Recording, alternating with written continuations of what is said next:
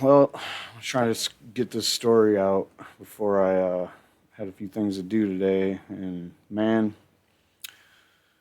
what in the fuck? So, if you don't know who Russ Belville is, you probably should.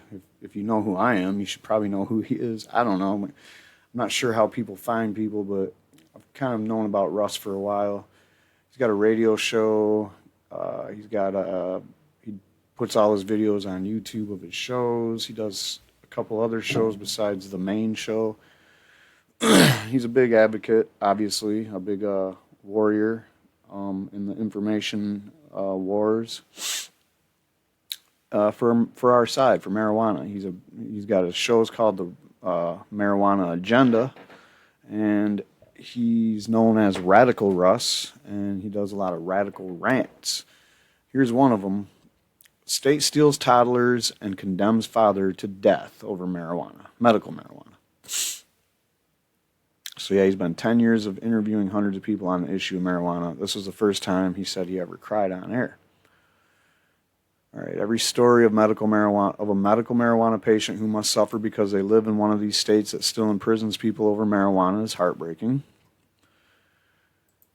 Every story of a medical marijuana patient whose children are taken away from them by the state under the guise of protecting the kids from child endangerment is infuriating. It's just outright just fucking bullshit. Who the fuck do you guys think you are, man? Somehow, though, a combination of those two stories inflicted upon a man my age who still speaks with kindness and optimism drove me to tears. I wish I could have the kindness and optimism that you have, Russ. I'm far beyond that, and I am dropping mad F-bombs. I guess that's the only thing I really can drop. I mean, I'm not a violent person, but the stories like this are driving me to insanity. I can't even take it no more. His name is Michael Brooks. He lives in Tennessee, but soon he will die. Michael has been living with hepatitis C for over 25 years. It's a disease you can have and not realize it, as your liver has no nerve endings. Only after it devastated that organ and its failure begins to affect the rest of your body do you seek the medical attention that gets you the blood tests that earn you the diagnosis of infected for life, however little of that may remain. Michael exhausted every pharmaceutical remedy pre-offered by modern science, mostly to no avail, while acquiring all the deleterious side effects those medicines produce. In desperation, Michael and his wife, who is also positive for Hep C, traveled to Colorado. They had learned over the internet of the miraculous healing powers of cannabis oil treatments. Michael found his miracle. Within a few heavy treatments of the oil, his viral load was undetectable. Not only had he beaten back hepatitis C, he was in the best health of his life. He had never known how ill he had always been because he had always been ill. For the first time, he told Russ, he felt healthy. He felt like what most people take for granted. Then, from the highest high of relief and gratitude for his discovery of medical marijuana, he was plunged within a few months into the lowest depths of depression and despair. Michael couldn't stay in Colorado. He returned to Tennessee to raise his family. Having recovered so well with the use of medical marijuana, he and his wife had a second little boy, making him a new father again at the age of 48, to go along with their first son, who was closing in on his second birthday. There had been a situation that had led to the boys acquiring lead poisoning, leading to developmental disabilities. Michael went to the state of Tennessee for assistance with his boy's health. That's when they asked him to submit a urine screen. So this falls under the category of those states and those places around the country that if you try to go get some kind of a welfare benefit, they're going to make you piss in a fucking cup. This is fucking absurd as it is, because I've already explained in other videos, the only thing that pissing in a cup is looking for really is marijuana, because everything else is out of your system real quick. It metabolizes, you piss it out, it's gone.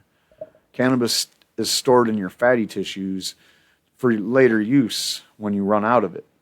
That's THC rather. Because your body needs THC. It's what people don't fucking tell you.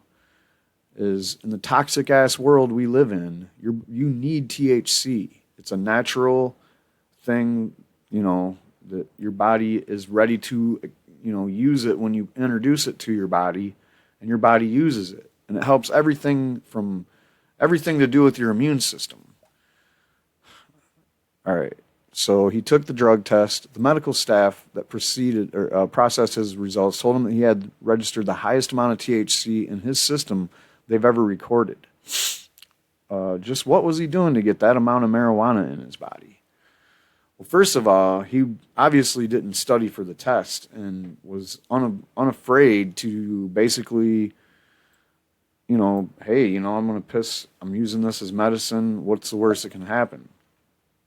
He told them, it's my medicine. That's why I'm even able to be before you today. It saved my life.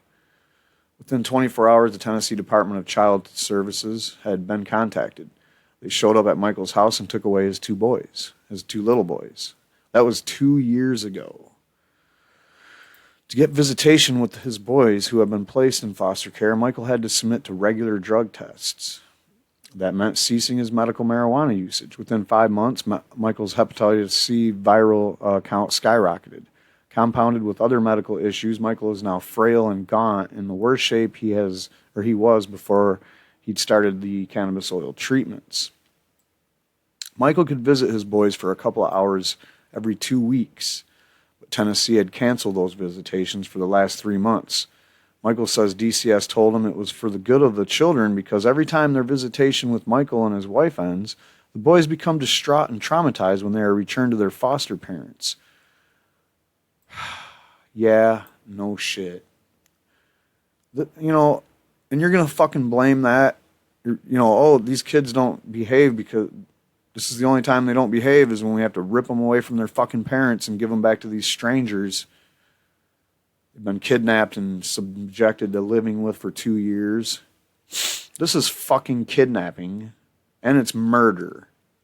Negligible homicide, whatever you want to fucking call it. They are purposely killing this guy. All right, so what Tennessee is doing to those two little boys, estranging them from their parents during their most formative years, is far more destructive than anything cannabis could have done to them or to him. What are they even saying? That he's smoking weed is endangering them? Fuck you, pigs. Fuck you. Everybody involved in this shit is a bunch of pigs. You take your money from your fucking lobbyists and your donors, and then you treat the fucking constituents that vote for you like shit.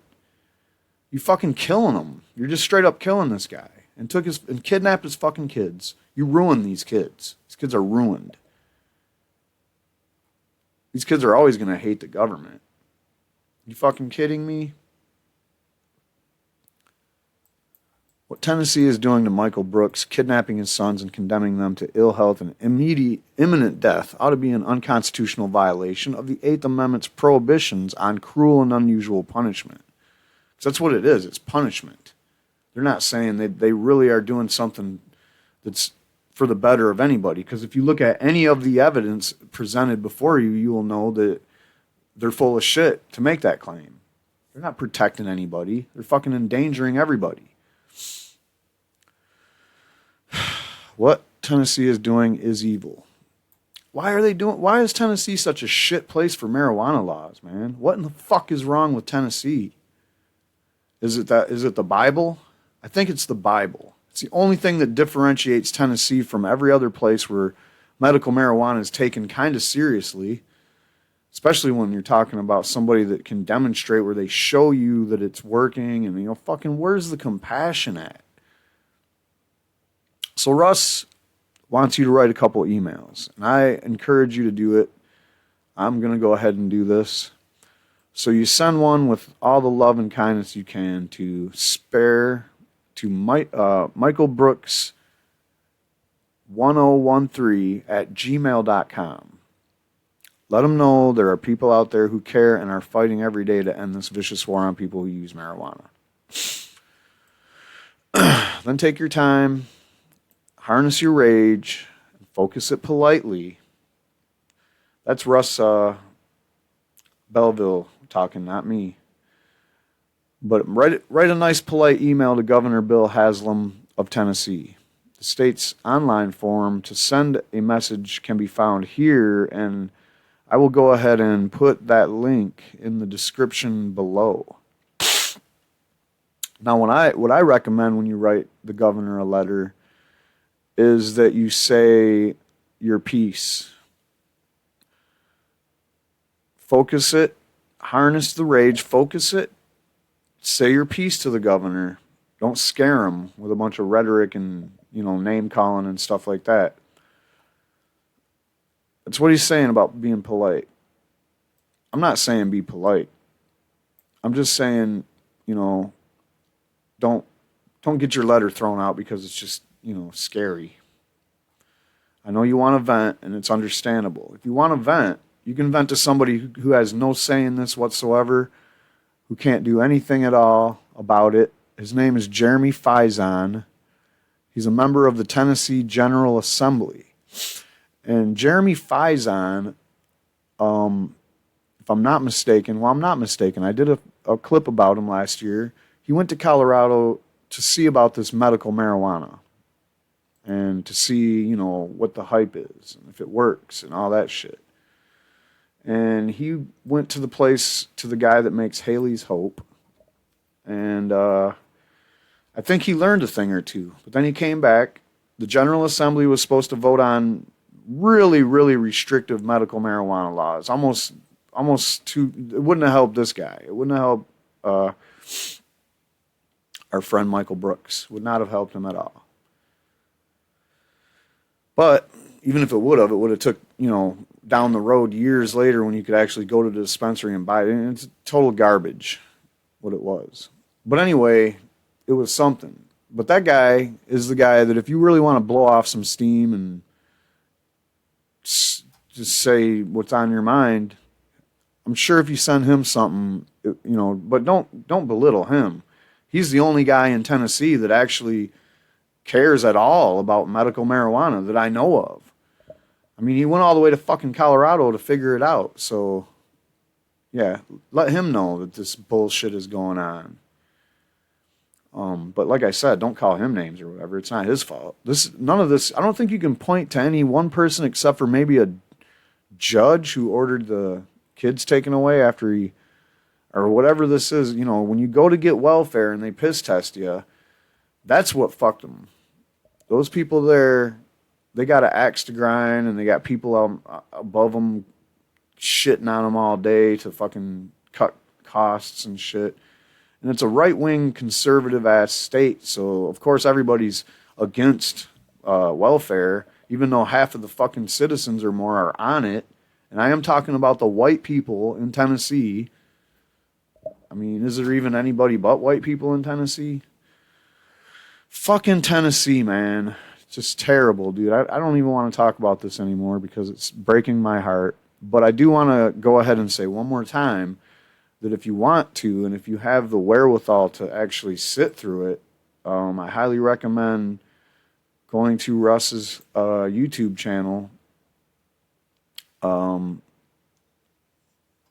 know if you just Google it or YouTube search it, Russ Belville, Radical Russ.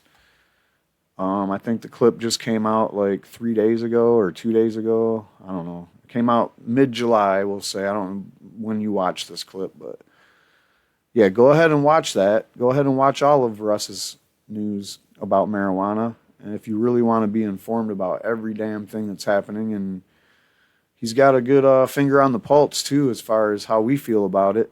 So yeah, man, thanks again, Russ, for... I didn't even know about this story. I feel bad about it because I didn't even know shit about this story.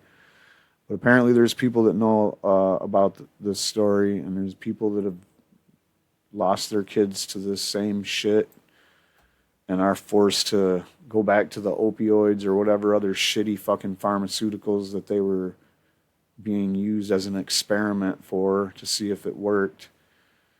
But that's all I got to say about this one, man. Thanks again, Russ, and to my audience, go ahead and go give Russ's interview a watch. If not, just go subscribe to his channel. Give him a couple likes, man. He's doing some good work. Peace out.